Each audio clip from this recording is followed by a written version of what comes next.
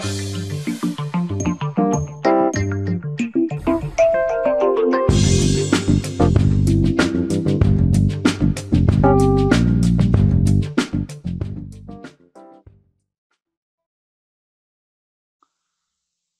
everybody, this is International Master Sam Shankland, and today I would like to continue my series on the Ruy Lopez opening, which I started off by looking at some variations in the classical Ruy Lopez kind of structures and sort of the more different structures like the Berlin and the open Ruy, and maybe the exchange Ruy and various other things.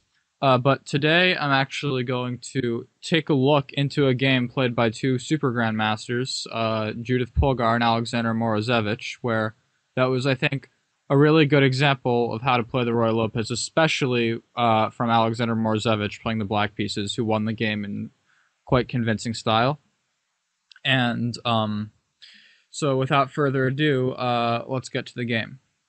So it starts out e4, e5, knight f3, knight c6, bishop b5, so on, just as the Ruy Lopez always does. And now a6, bishop a4, knight f6, castle, bishop e7, rook e1, b5, bishop b3. And now Morozevich played a sort of a trickier move order with d6.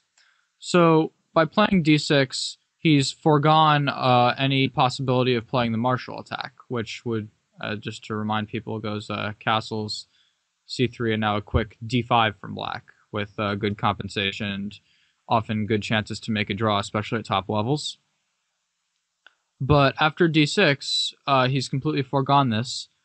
However, there's some tricky ideas. For example, now if white just tries to play c3 and d4, then black will counter with bishop g4 and have some pressure on the center. This is not such a huge deal. It's not a big problem for white, but it's something to keep in mind about move orders. So what white often wants to do after d6 is to prevent bishop g4 by playing h3.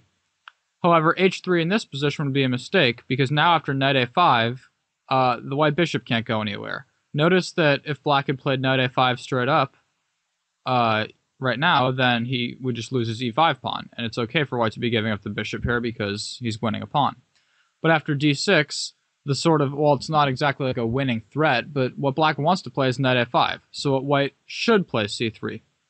However, bishop g4 is not really effective unless white has already played d4, otherwise it's not really pressuring anything, because if white plays something like, let's say, d3 here, you know, why is the bishop so great? White might play knight d2, knight f1, h3, and start playing knight g3 and kicking the bishop around, while black doesn't have any immediate tension in the center to try to make justify bishop g4. So black castles.